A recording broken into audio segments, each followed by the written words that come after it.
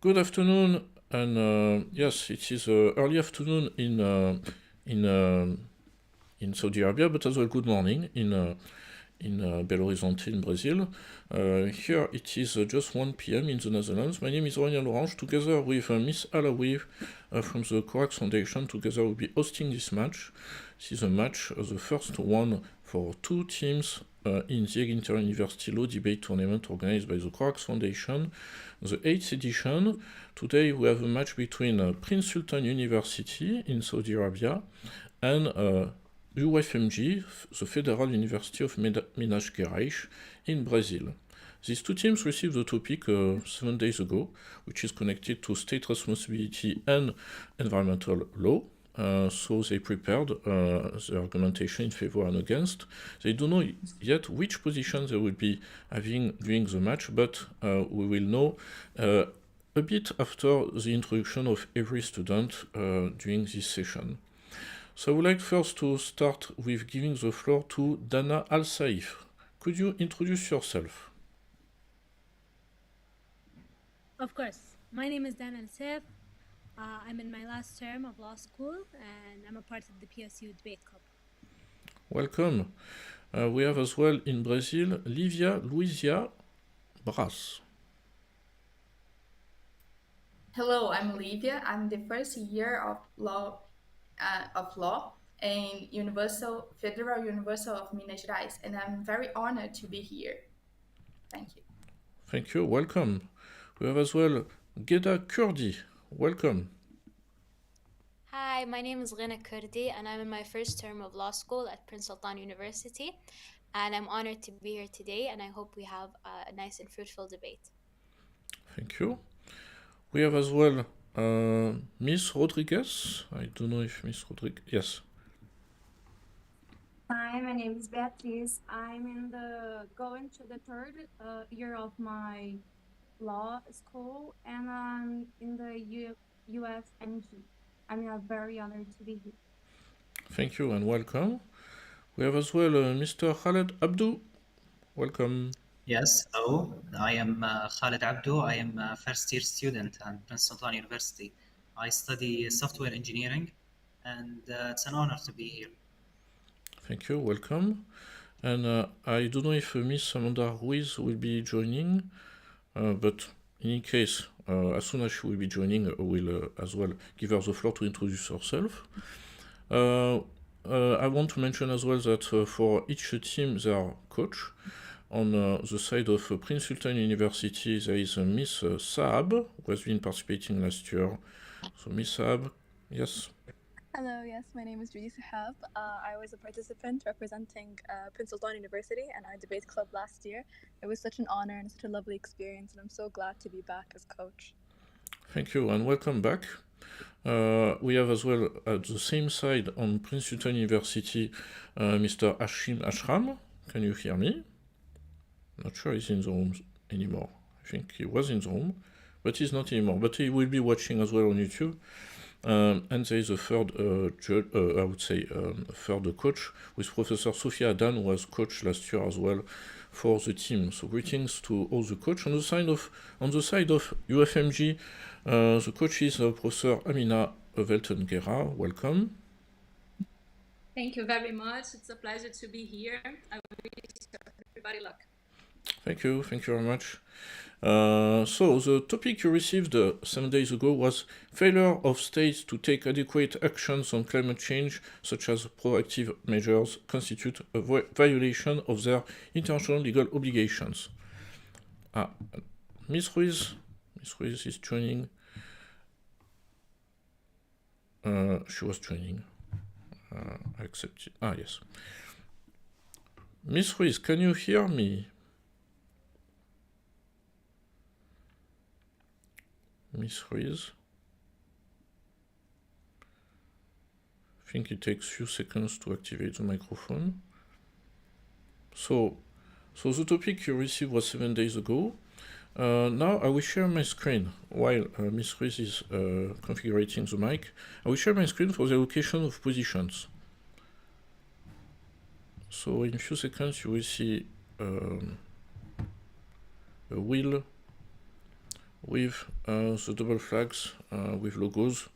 So there are two chances for this match. Two chances, one chance to be in favor, one chance to be against. So we'll know, and of course another thing, the team will be in favor, will be starting the match. So I will activate the randomizer now, and we'll know which team will be in favor or against.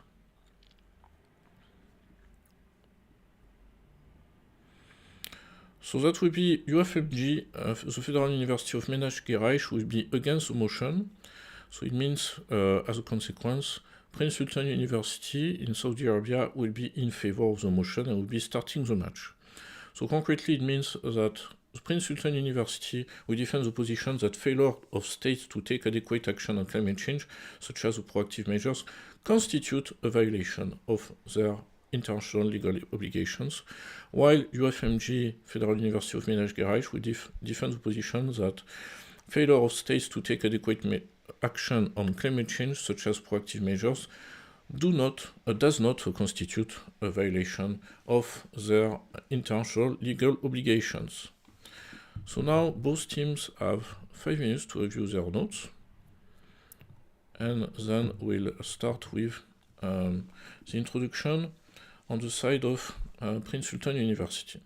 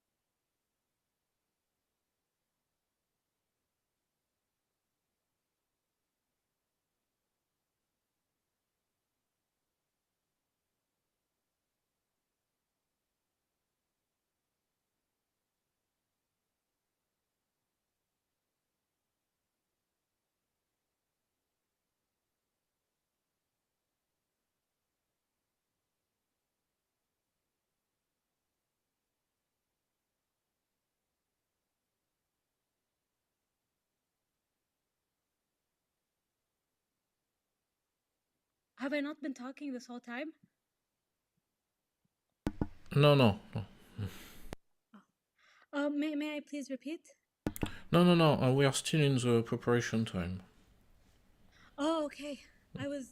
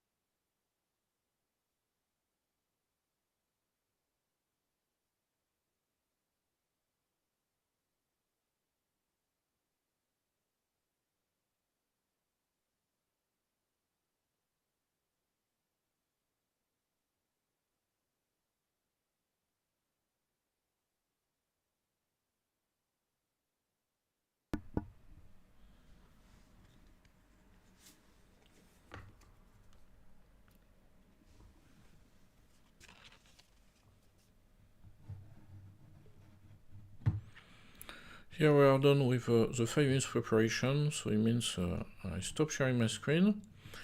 Before we start with the introductions, I want to remind everybody that when you see a yellow card, it means still 30 seconds to speak in your speaking time, but when you see the red card, it means that time is over. You can finish your sentence, but if you start a new sentence, you might be penalized by the judge because it will be over time. So it's just for everybody, and as well on YouTube to understand those cards. So now I give the floor for the introduction to Prince Sultan University. You have 4 minutes.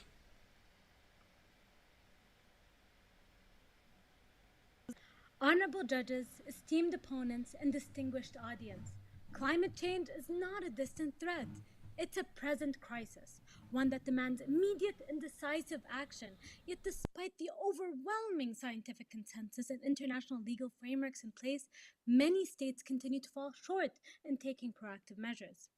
And if we, the proposition, are asked if the international community's failure to take action on climate change constitutes a violation of their international legal obligations, then the answer is a clear and firm yes. Why is that? First, it's a breach of their legal obligations under international treaties. Second, the existence of the due diligence principle. And finally, the no harm rule. First, states are bound by international treaties, with the Kyoto Protocol being the first legally binding international treaty, and one that committed industrialized countries and countries in transition to a market economy to reduce greenhouse gas emissions based on agreed upon targets. This treaty was later replaced in 2015 by the well-known Paris Agreement, setting a more flexible framework and requiring states to take measures to reduce greenhouse gas emissions and adapt to climate change. Article 7 of this agreement reinforces that states are obligated to enhance adaptive capacity and take resilience measures. Our second argument, failing to take adequate measures, is a neglect of the international community's due diligence obligations. States have an obligation under international law to take all necessary steps to prevent foreseeable environmental harm, including climate change impacts. A state is thus obliged to use all the means in its disposal to avoid activities which take place in its territory or any under its jurisdiction, causing significant damage to the environment of another state.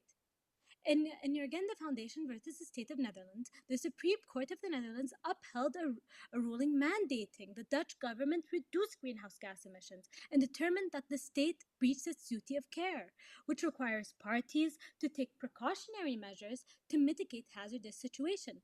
They also noted that implementation and adaptation measures alone will not satisfy a state's duty of care. Mitigation is the only effective remedy. Another example is the Corfu Channel case, where British warships struck naval mines in Albanian waters, and Albania was held responsible for failing to warn them. The court reaffirmed every state's obligation not to allow knowingly in its territory to be used for acts contrary to the rights of other states. This case also ties into our third and final point, the no harm principle, which asserts that states must take reasonable steps to prevent harm within their jurisdiction from affecting others. We can argue that just as Albania had a duty to prevent harm from the naval mines, states today have a duty to prevent environmental harm, including climate change. This principle was reaffirmed by the ICJ's advisory opinion on the legality of the threat or use of nuclear weapons, which quotes the general obligation of states to ensure that activities within their jurisdiction and control respect the environment of other states or of areas beyond national control is now a part of the corpus of international law relating to the environment.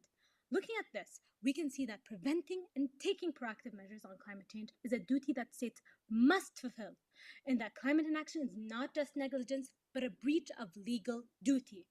To quote the former Secretary of the General of the UN, Ban Ki-moon, who stated at COP21 that who oversaw the emergence of the Paris Agreement, climate change has been and is caused by human behavior. Thus, the answer is only natural that human beings should change their behavior to address this climate change. Thank you. Thank you very much. Now we hear the introduction from the team of UFMG, Federal University of Minas Gerais. You have 4 minutes.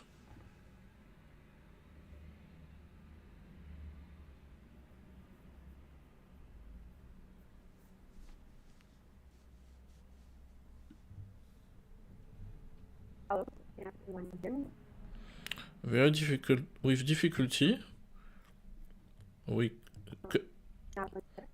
I think we'll try to close all of us our camera so you can have a bandwidth to speak. So I will ask everybody to close camera, and this way it will be easier for Miss. So could you speak now, Miss Ruiz? Hello? Yes? Thank you very much. I will ask Miss Ruiz, I will ask you to close your camera as well because we cannot hear very well. So just the camera.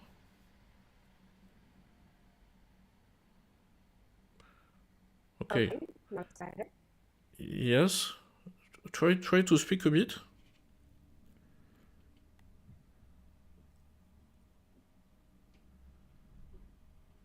Please say some words, Miss Ruiz.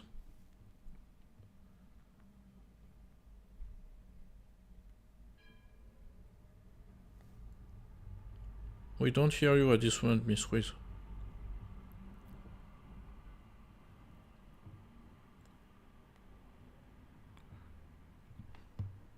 Miss Ruiz, I don't know if you can hear me.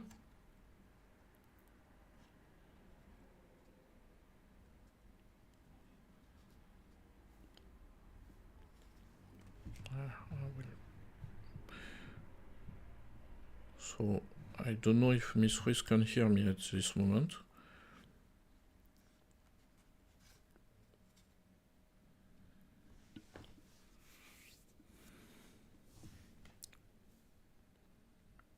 So we're trying to have Miss Ruiz having to speak because if I cannot hear, the judge will not be able to hear. This is the reason why I'm checking if the audio could be okay, but for the moment I don't hear Miss Ruiz. Is Aurelian? Yes? With your excuse, I would like to tell for my colleague he's having some technology problems. Mm-hmm. If it's possible, okay? Yeah? Okay, 1 minute, please. Mm-hmm.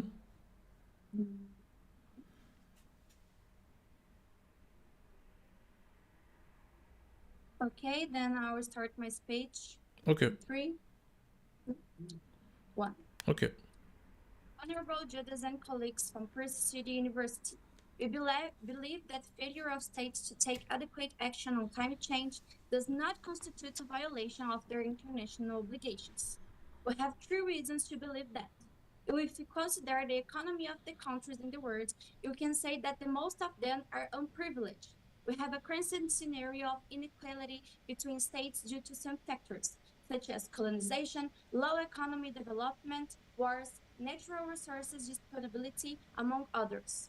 So, in general, we have a technology disparity that may cause difficult to take effective and proactive measures in climate change in low-income countries. Also, the financial resources from developed countries tend to be lacking if we can account plenty of countries that need those. Furthermore, we believe that some of the states can compromise with the treaties due to the economy reasons mentioned before. So, most of them will need financial aid from developing states to be able to actually achieve goals expected. Besides that, we consider that developed states may claim that it's their right to exploit their own resources pursuant to their own environment and developmental policies. And then, both of these sides can be legitimate due to the sovereignty principle that will be explained later in my discourse. Anyway, the states having the right to decide how to properly take measures on climate change, considering its necessities. The second reason is that treaties regarding action to prevent climate change, such as the UN Framework Convention on Climate Change, are instruments of hard law, but it has only soft obligations. So there are not concrete measures established for the states, and even those are mandatory, only recommendation of actions that should be implemented. In that sense, the treaties have no legally binding force, and there aren't sanctions for ones that those embarrassing recommendations. Therefore, the states have the option to choose whether they cannot compromise to the measure proposed. Also, there is no customary international law, only vague principles regarding to climate change, does not concretely propose measures for states to undertake. The third point is that failure does not imply no action, but in the difficulty to achieve the goals expected, which can be really hard in consideration the national economy of countries and the setting of ambitious goals. As a consequence of that, even the high-income countries tend to not accomplish the goals treaties, such as the Paris Agreement, in which only 10 signatory countries fulfill those. Moreover, contemplating the second article of the United Nations Charter, we can take into account some of the principles of international law in this debate.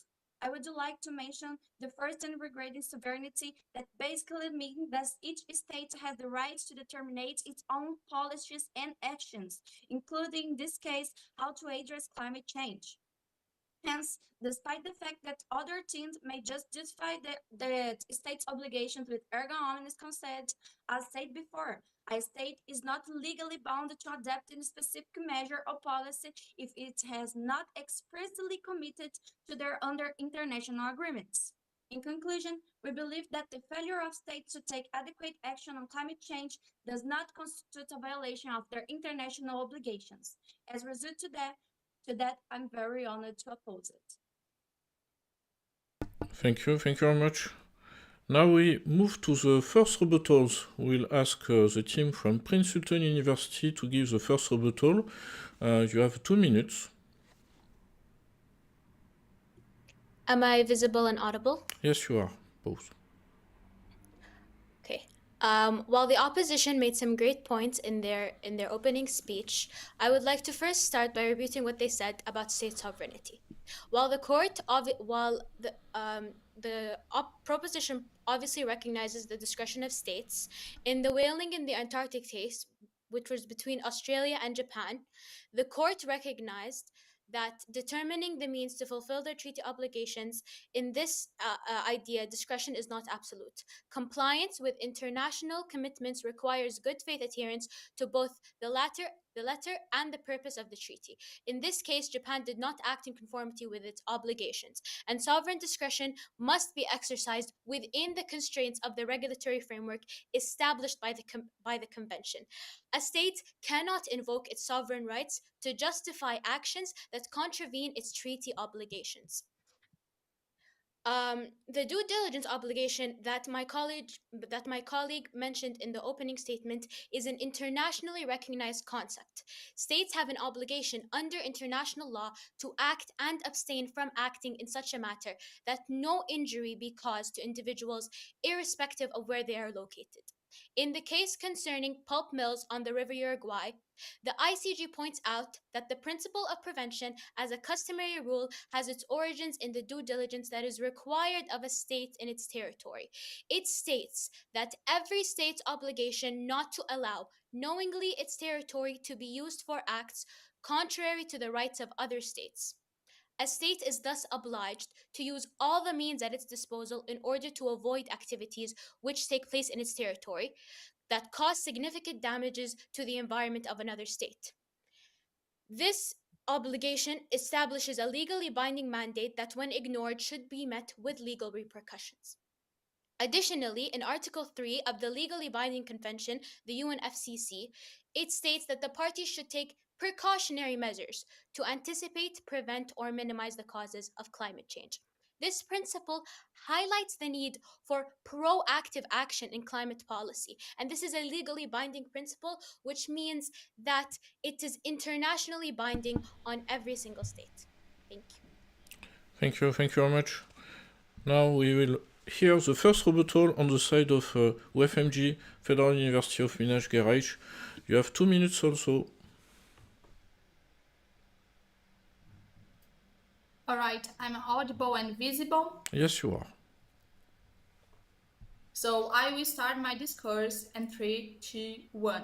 Firstly, I would like to thank my colleagues for the arguments, although we have to disagree about it. The main point that I would like to emphasize is that developing countries may not have an economic or technological resources to implement proactive measures to address climate change, while developed countries decide to preserve the economy rather than jeopardize it.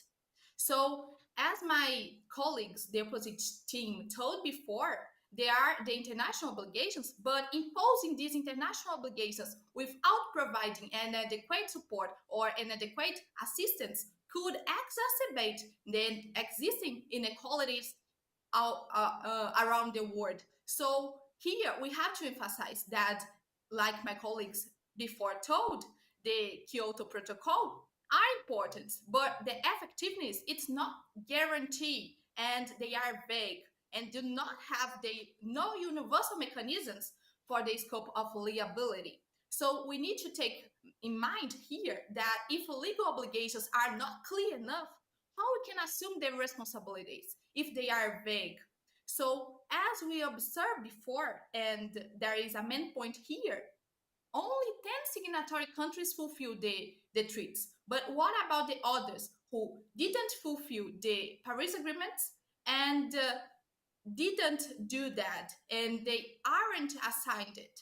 So we have to acknowledge the complexity of this issue and guarantee that even the states have an ergonomics obligations owned by states.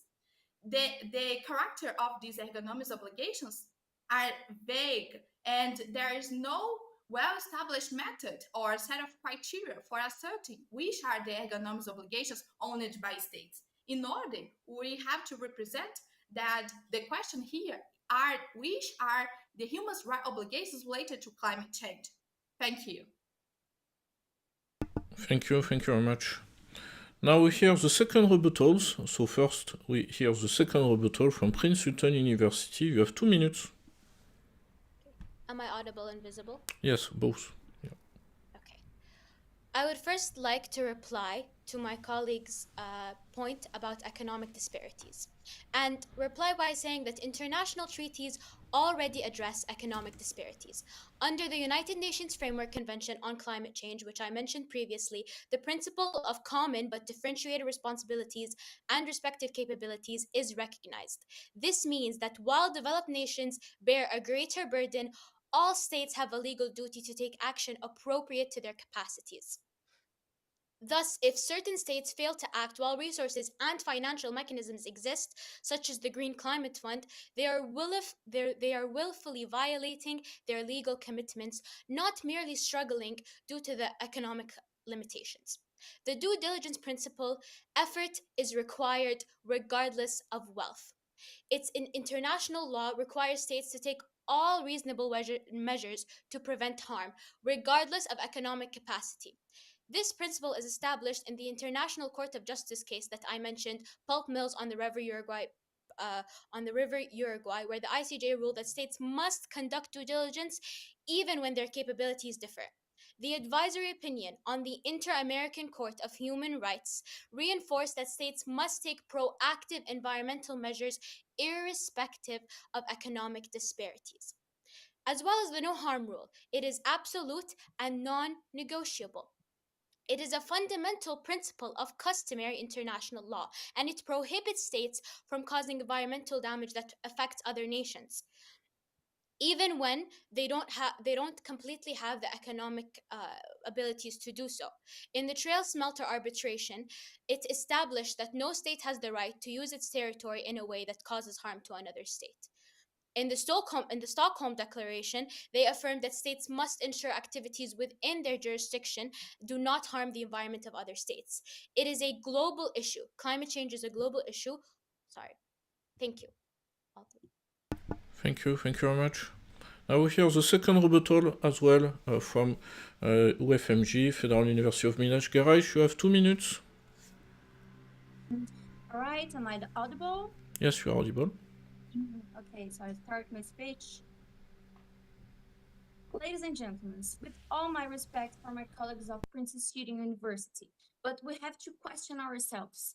Are we here to have a philosophical discussion about what would be the ideal, or to discuss and defend what is, or rather, what is not described in the law? Because there is no treaty, convention, or even a principle of the international law that is binding enough to constitute an obligation. This is not a court that judges based on the morals or based on what would be. It's a court that judges based on the law. Furthermore, even the main treaties on climate change describes measures. They are not specific at all, resulting in a soft obligation.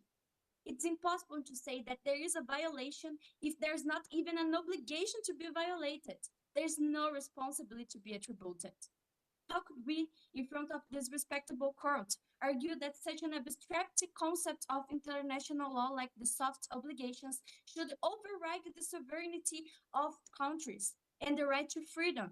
To freedom, do not commit a cause that may not be even viable at the time. In another perspective, this accusation doesn't take into consideration the political and economic factors, especially of the underdeveloped countries. And is still related to underdeveloped countries. Even the United Nations Framework Convention on Climate Change described that developed countries should share their technologies and resources to the underdeveloped ones. The reality shows us that many countries are really selfish at this topic and have no interest in sharing their resources. Therefore, when we talk about violations, we must be careful and think about the whole scenario, the resources available in countries, their economy and political conditions, but especially about what is described in the law and the lack of binding content, which makes up all these soft laws cited by my opponents. Respectfully, thank you. Thank you very much. Now we hear the conclusions. So we will start with the conclusion by the team from Prince Sultan University. You have 2 minutes. Am I edible and visible? Yes, both. Okay, let's start. Honorable judges, esteemed opponents, and distinguished audience. As we reach the end of this debate, one thing is clear. When states fail to take real actions on climate change, they are not just making a mistake. They are breaking international law. We've shown through this debate our key arguments. First, states have signed legally binding agreements like Kyoto Protocol and Paris Agreement, which requires them to reduce emissions and take measures to fight climate change. These are not just papers, not just words on paper. They are commitments that must be followed. When countries fail to act, they violate these arguments. Second, international law includes the duty of due diligence. This means that states must take all necessary steps to prevent serious harm, especially when this harm is well known for all of us. Climate change is clear and present threat, and courts have already ruled that governments. They have shown in Urgenda Foundation versus Netherlands case that the court made it clear that failing to reduce greenhouse emissions is a legal failure, not just a political one. Third, the no harm rule says that countries must make sure their actions do not harm other nations. We saw the principle in the Corfu Channel, where a country was held responsible for not stopping harm from happening in its territory. Today, climate change is causing massive harm across borders and raising sea levels. If a country can be held responsible for failing to prevent smaller harms, then surely failing to stop climate destruction is a violation of this rule. This is not about politics, this is not about economics, this is about responsibility. When you sign a treaties, they must follow them. When law exists, they must be respected. This time, there's no excuses. This time is for accountability. Thank you. Thank you very much. Now we hear the conclusion from the team of UFNG, Federal University of Minas Gerais. You have 2 minutes. Hello, am I audible and visible right now? Yes, now you are audible and visible. Thank you very much. So I start my speech in 3, 2, 1. Honorable judges and colleagues from Prince Sultan University. To end this debate, I would like to reiterate some points that were presented by our team. Firstly, we propose 3 of the main arguments in this debate, considering 3 aspects. The economic disparity between states that may cause difficulty to take proactive measures on climate change. The second one about how treaties of climate change normally have soft obligations for the states which do not establish coercive measures to undertake. So they aren't obligated to compromise with those. And the third one about the difficulty to take effective measures when you have all this disparity. Besides that, my teammates bring questions in this debate regarding if taking proactive measures on climate change really constitutes a state's responsibility. And the answer is no. And we believe that due to some reasons. Following the sovereignty principle, the states do not need to compromise to treaties that sometimes they can't even fulfill. We have a scenario in which developing states need to compromise to goals while developed states do not have penalties or even higher goals to achieve, creating an inequality aspect. Besides that, each state has the right to address its policies as wanted due to the sovereignty principle, so it's expressly wrong to impose it with other obligations such as erga omnes. In the end, you can follow an obligation if you agree with it, signing the treaties and compromising with them. Moreover, even though we understand the urgency factor, we can't disconsiderate the side factors that were mentioned through the debate. Concluding, we believe that the failure of states to take proactive measures on climate change does not constitute a violation of their international obligations. Due to that, I'm very honored to oppose it. Thank you very much. Thank you very much. So we heard both conclusions, so it means from now you are not under evaluation by the judge. Now we are in the post-match phase of the session. So it means concretely we'll ask your feedback, and after there will be the networking, which will be handled by Miss Alawi. So first I will ask each student now, impression on the preparation, the match, the performance of both teams, alternatively between the 2 teams. So as you are online at this moment on the main screen, Miss Ruiz, what did you think about the match, the preparation, and the performance of both teams? Hello. I believe it was a really good debate. I really like studying for it, so I'm very honored to participate in it. Thank you very much. Miss Al-Saif, what did you think about the match? I think it was a great opportunity and it was incredibly fun, and I liked seeing what everyone else had to offer, and it was just a great thing to be a part of and to see. Thank you very much. Miss Braz, what did you think about the match? It was a great experience and a great opportunity to know more about the rules and the treats, and I think this will be a knowledge, and it will be like a good thing for us to do in the future. Thank you. Thank you very much. So now Miss Kurdi, sorry, Rena Kurdi. Yes, I think it was a wonderful opportunity, and I loved hearing what everybody else had when it came to ideas. And I think both teams prepared really well. Like we had some really good competition, so I'm glad I had the opportunity to participate. Thank you very much. And then Miss Rodriguez, what did you think about the match? It was really amazing opportunity to be here with the presence of people with a very, very distant country, and we have so near at the same time, and it was really amazing and my honorable. Thank you. Now I will ask the opinion of the coach. So Professor Weltengera, can you hear me? Yes, hello, good morning, good afternoon, everyone. I think it was very nice, and it's an opportunity for us as coaches and also for the students to learn with this match. So it will be very nice to rewatch it and see what we can learn from it. I thank you. I thank you all for the opportunity. Thank you. Thank you very much. On the side of Prince Sultan University, the coach, Miss Saab, can you hear me?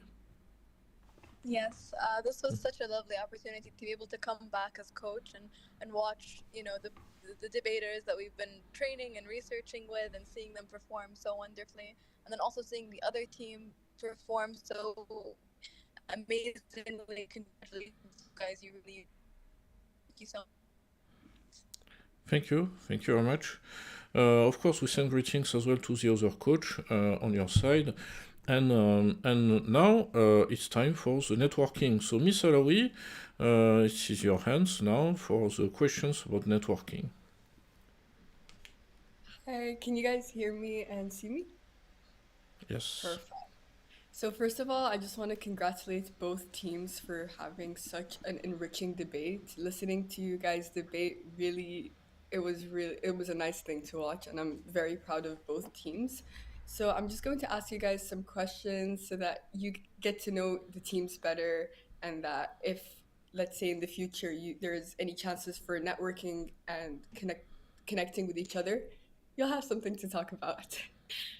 First of all, the questions that were given by Mr. Laurent were, I'll ask each person in the team separately why they chose to participate in the competition and how they got selected, or the selection criteria. So first off, I'll start with Miss Kurdi from Prince Sultan University. Why did you choose to participate and how did you get selected? I mean, I've always been into debate and I've done a lot of debate competitions throughout my high school experience. And obviously, as a law student, this is something that interests me a lot. As to how I got selected, we have a club at our university called the Debate Club, and they held out interviews.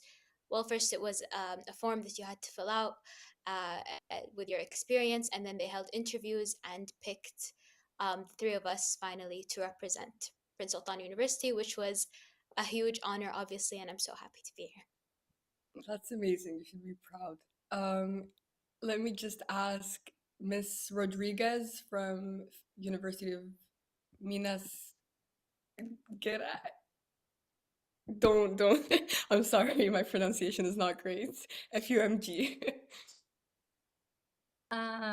It's Minas Gerais. It's hard to say that. No problem. Yes, Minas um, Gerais. Thank you. yes, that's it. Why did Perfect. you choose to participate in the competition and how did you get selected? It's obviously an amazing opportunity. I always been in debates inside the classes. I have this, don't know, nature interesting about it. But I never had to participate in official debate tournament or something like that. But my dear teacher chose us in process of selection that they ask us to send our curriculums and then make some interviews with us, and then we make our activities together, and we're here now. Amazing. So I'm assuming the universities, everyone went through a similar selection phase or criteria. So I'll just ask the remaining students why they chose to participate. If Miss Donna Safe can tell me why she chose to participate in the debate, we're willing to hear. Yeah.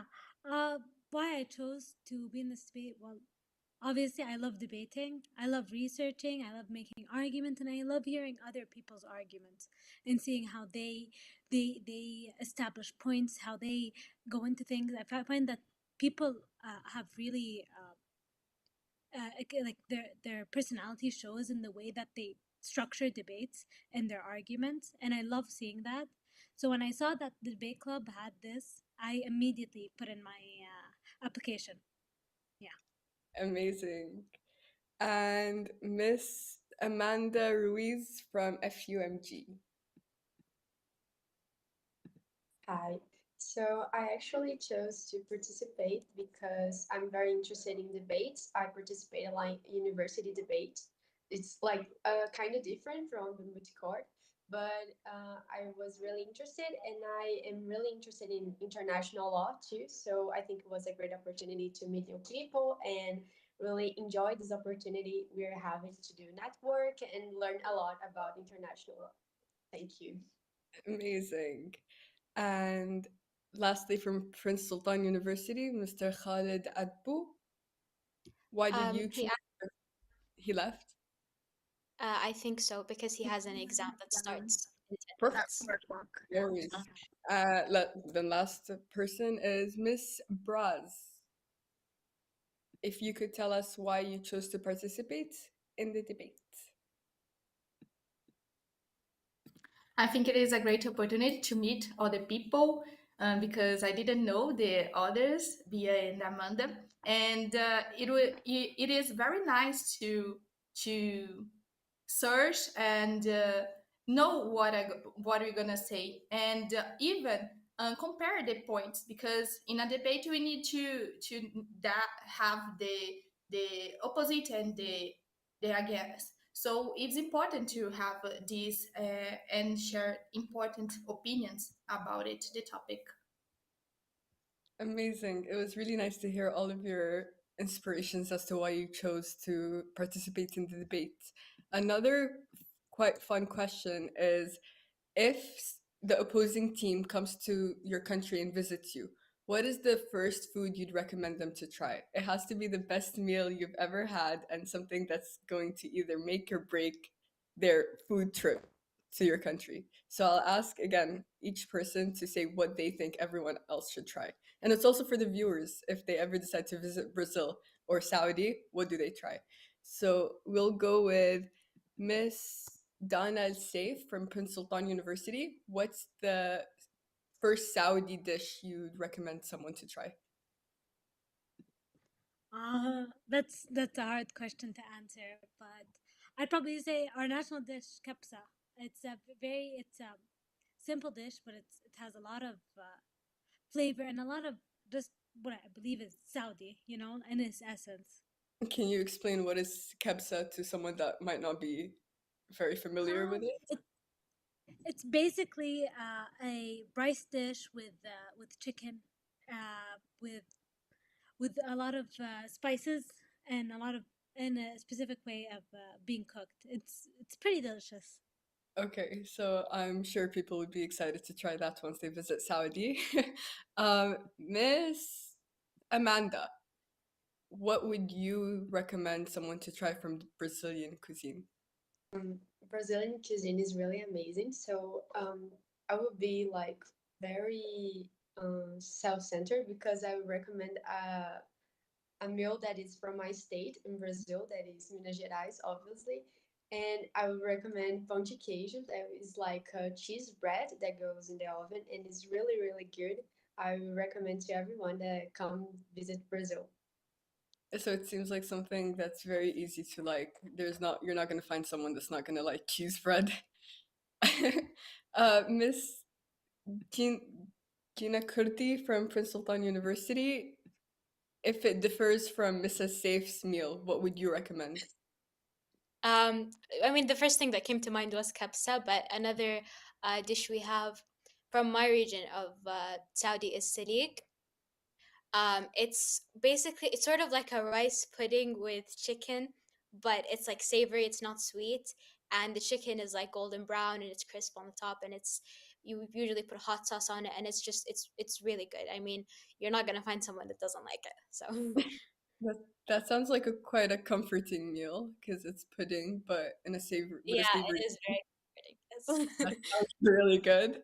Now for the rest of the two Brazilian students, I'll just ask you both and then one of you guys can answer per time. So Miss Braz and Miss Rodriguez, what are your favorites? Let's start with Miss Rodriguez. I think that is a fruit that was created in my city. It is coxinha. It's a very typical in all the regions of Brazil. It's like a chicken inside of a mess that has the shape of a chicken uh, kosher. I don't know. It's like this, and it's fried and it's just amazing. Everybody that comes to Brazil have to prove it. Well, it seems like these dishes are very good. They're making me excited to visit both Saudi and Brazil. Miss Ruiz, no, sorry, Miss Braz, what is your favorite dish? What comes to my mind at the first time, it is brigadeiro. That is a famous Brazilian dessert that that people from other countries should try, and it's delicious. And it's with condensed milk and chocolate, so you have to try it when you go to there.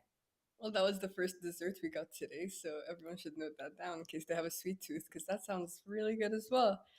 I don't want to take too much of your time, so I just want to say that now that you guys have debated against each other, whether it's for the first time or if you've been in this debate previously, you should take this as an opportunity for all of you to connect because everyone here is our law students and you never know when a familiar face in a country, whether it's Brazil, Saudi, or wherever in the world, that familiar face can turn into a colleague, a collaborator, a lifelong friend. It's the legal world is really small, and once you notice that, the connections you make will open doors to you that you can't even comprehend. So it's really important that after this, I think that you should stay in contact, stay in the realm of the debate, keep updated, and I'm sure that you guys will have a fruitful career because this debate was completely enriching and it just brought so many things into perspective about the issues that happen in our society, in our world, and what's happening around us. So congrats, pat yourselves on the back. You guys did really well today and you should be proud of yourselves. Thank you. Thank you very much, Ms. Alawi. So thank you very much as well, dear students. So now we are finishing this session. The judge will be assessing the match and will provide the results in 2 business days. So I think around Thursday, Friday. You can hear from us, from the Gerais Foundation. So greetings to the judge and many thanks as well for their time for assessing this match. I mean, in 3 different continents they are currently. So yes, and in 2 weeks you will have a match with the 2 other teams, and so it means the team from Milan and the team from Costa Rica. So that will be in your group. So thanks again, and we keep in touch, and don't hesitate to watch as well the other match which are coming. So thank you, and I wish you the best for today.